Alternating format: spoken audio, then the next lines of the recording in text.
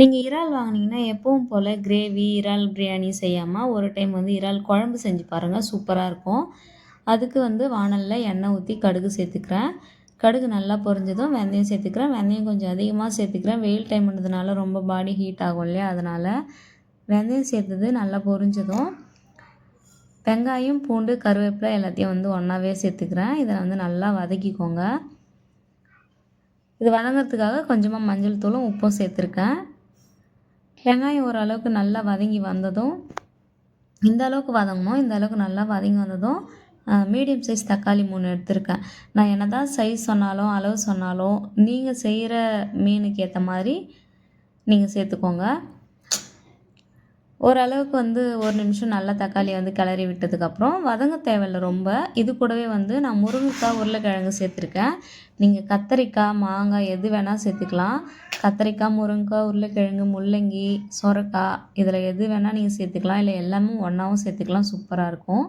இதை நல்லா கிளறி விட்டுட்டு காய் வேகத்துக்கு தேவையான அளவு உப்பு சேர்த்து இதை நல்லா வேக வச்சு எடுத்துக்கலாம். இது இப்போ நல்லா வேகட்டும், நல்லா குழஞ்சி வெந்து வரட்டும். பாருங்கள், இந்த அளவுக்கு நல்லா தக்காளி குழஞ்சிடுச்சு. இப்போ இந்த டைமில் வந்து நம்ம வீட்டில் அரைச்ச குழம்பு மிளகாத்தூள் சேர்த்துக்கிறேன். ஒரே ஒரு ஸ்பூன் தான் சேர்த்துக்கிறேன். எல்லா குழம்புக்கும் 2 ஸ்பூன் சேர்ப்பேன். ஆல்ரெடி சொன்னது தான், வெயில் ரொம்ப ஜாஸ்தியாக இருக்குது, பேபி இருக்குது 5 மந்த் பேபி. ஸோ அதனால் காரம் கம்மியாக சேர்த்துக்கிறேன். ஒரே ஒரு ஸ்பூன் தான் சேர்த்துருக்கேன். நல்லா வந்து இந்த எண்ணெயிலே அந்த மிளகாத்தூள் வந்து நல்லா ஃப்ரை ஆகிற அளவுக்கு ஒரு 2 நிமிஷம் இதை நல்லா வதக்கி விட்டுட்டு ஒரு மீடியம் சைஸ், அதாவது தேவையான அளவு கொஞ்சமாக புளி வந்து கரைச்சி வச்சுருக்கேன். அதை இப்போவே நான் சேர்த்துக்கிறேன்.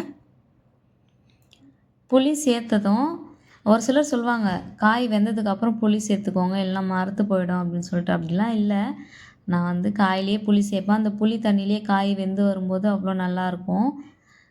அப்புறம் காய் வேகிறதுக்கு தேவையான அளவு தண்ணியும் சேர்த்துக்கிறேன். சேர்த்துட்டு இப்போ காய் இதோடவே வந்து இறால் சேர்த்துக்கணும். இதோடவே இறால் சேர்த்து நீங்கள் வேக வைக்கும்போது அந்த காயோட ஃப்ளேவரு அந்த இறால் ஃப்ளேவரு அதெல்லாம் சூப்பராக இறங்கியிருக்கும்.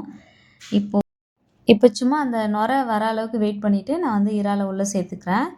இப்போ இதை நல்லா ஒரு மூடி போட்டு சூப்பராக வேக வச்சு எடுத்துக்கோங்க. நல்லா ஒரு குழம்பு ரொம்ப தண்ணியும் இல்லாமல் ரொம்ப திக்கும் இல்லாமல் நல்ல ஒரு கிரேவி கன்சிஸ்டன்சிக்கு வரும். நல்லா தாராளமாக சாப்பாட்டில் வந்து பிசைஞ்சு சாப்பிட்ற அளவுக்கு இருக்கணும். இப்போ நல்லா வேக வச்சு காட்டினேன் பாருங்கள், இந்த அளவுக்கு இருக்கணும். சூப்பராக இருக்குங்க நிஜமாக. ட்ரை பண்ணி பார்த்துட்டு கமெண்ட்டில் போடுங்க.